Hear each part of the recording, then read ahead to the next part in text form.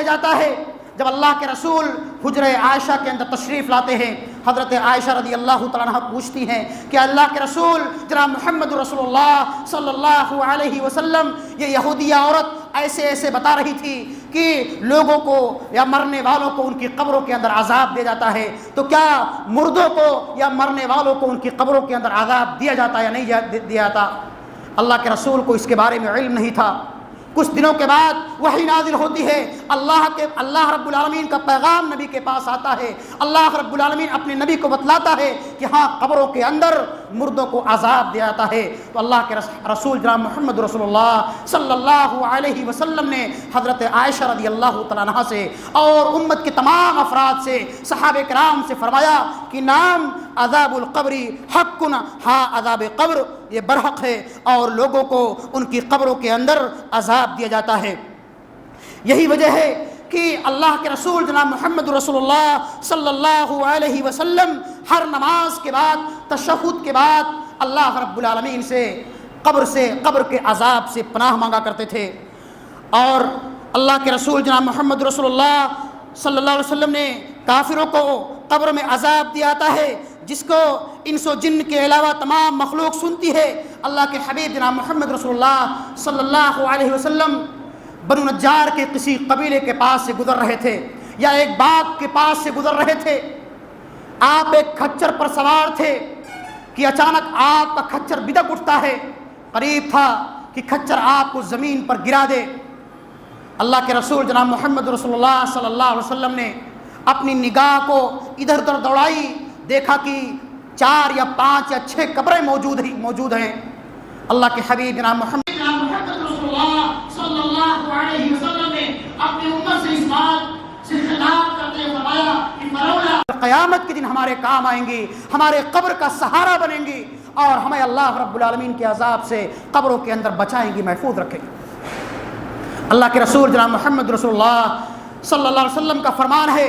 کہ انسان جب مر جاتا ہے یتبع المیت ثلاثۃ، 3 چیزیں اس کے پیچھے پیچھے جاتی ہیں قبرستان تک،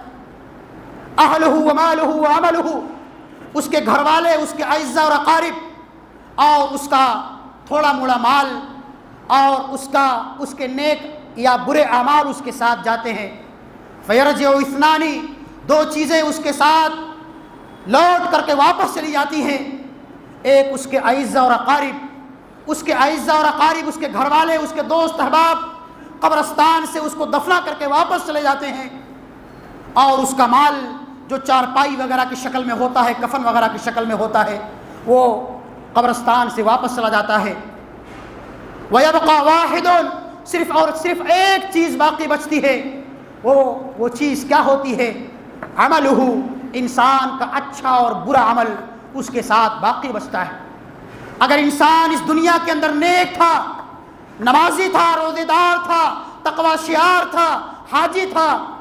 اللہ والا تھا، تو اس کی یہی تمام نیک اعمال اس کی قبر کا سہارا بنیں گے اور اس کو اللہ رب العالمین کے عذاب سے اس کو بچائیں گے۔ اللہ کے رسول جناب محمد رسول اللہ صلی اللہ علیہ وسلم کی وہ پیاری حدیث، حضرت براء ابن عازب رضی اللہ تعالیٰ عنہ اس حدیث کے راوی ہیں، وہ فرماتے ہیں کہ ہم لوگ اللہ کے رسول جناب محمد رسول اللہ صلی اللہ علیہ وسلم کے ساتھ ایک جنازے میں شریک تھے۔ عن البراء ابن عازب رضی اللہ تعالیٰ عنہ قال كنا مع رسول اللہ صلی اللہ علیہ وسلم فی جنازۃ فجلس على شفیر القبر، ہم لوگ اللہ کے رسول کے ساتھ ایک جنازے میں شریک تھے، ابھی جنازہ آنے میں تاخیر تھا، اللہ کے رسول کے ہاتھ میں ایک لکڑی کا ڈنڈا تھا جس سے آپ زمین کو کرید رہے تھے، یہاں تک کہ اللہ کے رسول رونے لگے، بلّا فبل الثرى،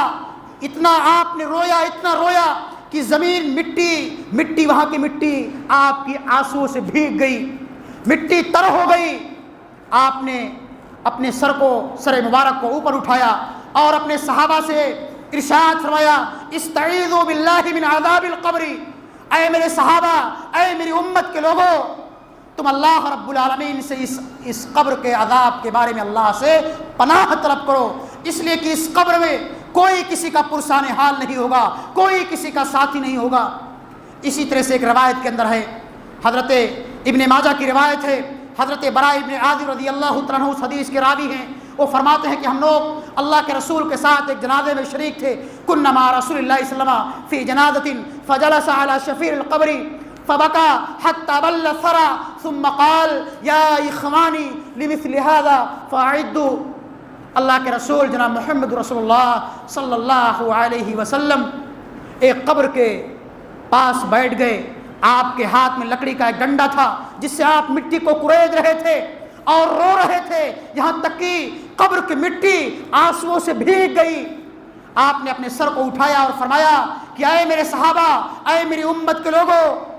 یا اخوانی لمثل هذا فاعدوا، تم اس قبر کی تیاری کر لو، اس قبر کی تیاری کر لو، اس لیے کہ یہاں کوئی کسی کا پرسان حال نہیں ہوگا. ہمارے وہی نیک اعمال جو ہم اور آپ اس دنیا کے اندر کریں گے، اپنی اس چند روزہ زندگی کے اندر کریں گے، اپنے محدود ایام کے اندر کریں گے، وہی نیکیاں ہمارے لیے اس قبر کے اندر کام آئیں گے.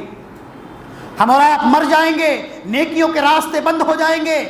ہم جب تک زندہ ہیں اس دنیا کے اندر، ہم جو کچھ نیک اعمال کریں گے، امر بالمعروف اور نہی عن المنکر کا فریضہ انجام دیں گے، نمازوں کا اہتمام کریں گے، صدقات و خیرات کا اہتمام کریں گے، یہی نیکیاں کل قیامت کے دن میدان محشر میں بھی ہمارے لیے کام آئیں گی اور اس قبر کے اندر بھی ہمارے لیے کام آئیں گے.